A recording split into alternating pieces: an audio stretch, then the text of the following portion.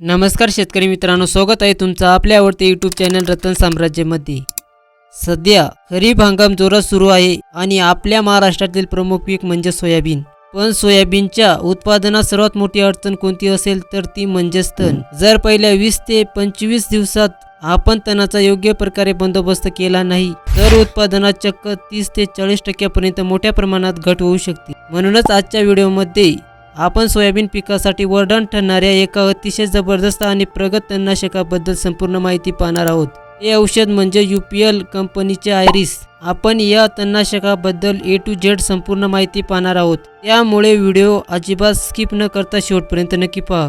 सुरुवात करूया पहिल्या प्रश्नापासून। शेतकरी मित्रांनो, UPL आयरिस हे एक प्रगत उगवण पश्चात आणि ब्रॉड स्पेक्ट्रम सिलेक्टिव्ह तणनाशक आहे। सोप्या भाषेत सांगायचं तर हे पिकात तण उगवून आल्यावर आपल्या मुख्य पिकाला कोणताही धक्का न लावता फक्त तणांना वेचून मारणारे औषध आहे। यामधील जर आपण टेक्निकल कंटेंट पाहिला तर यामध्ये दोन अतिशय शक्तिशाली घटक एकत्र दिलेले आहेत। सोडियम ऑक्सीफ्लोरोफेन 16.5%, स्कोडिनास प्रॉपगिल 8% EC।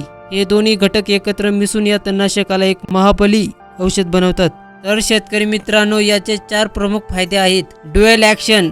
बाजारात मिळणारी बहुतांश तणनाशके एकतर फक्त रुंद पानांचे तण मारतात किंवा फक्त गवताळ तण, पण आयरिस हे दोन्ही प्रकारच्या तणांचा एकाच फवारणीत खात्मा करतात। रेन फासणीचा जर विचार केला तर फवारणी केल्यानंतर जर अवघ्या 2 तासात जरी पाऊस आला तरी हे तणनाशक धुवून जात नाही।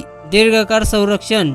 या औषधाचा रिझल्ट खूप वेगाने दिसतो आणि हे जमिनीत एक संरक्षक थर तयार करते, ज्यामुळे फवारणीनंतर नवीन तण लवकर उगवत नाही। पिकासाठी संरक्षण। हे सोयाबीनसाठी सिलेक्टिव्ह असल्यामुळे आपल्या सोयाबीनच्या पिकाला याने कोणताच फटका बसत नाही आणि कोणत्या पिकावर आणि कोणत्या तणावर चालते।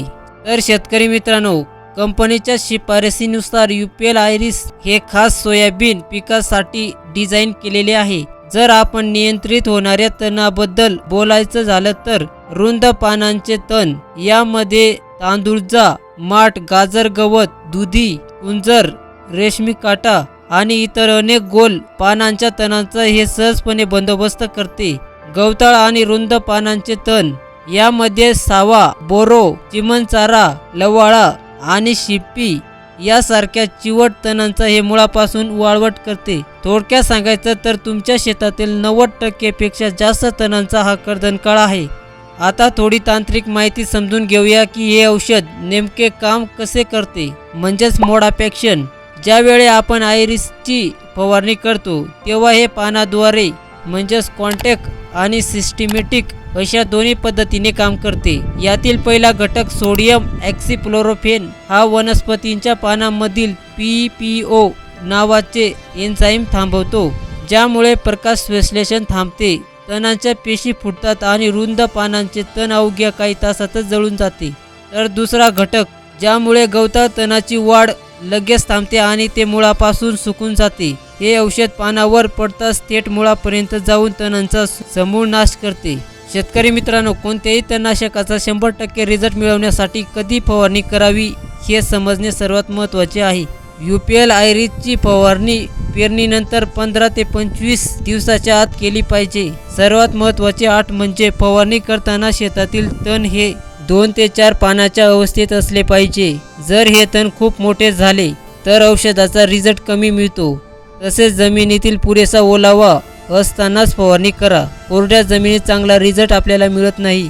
शेवटचा आणि अत्यंत महत्त्वाचा मुद्दा, याचा वापर कसा करावा, डोस किती घ्यावा। एकरी 400 मिली पंपासाठी प्रमाण।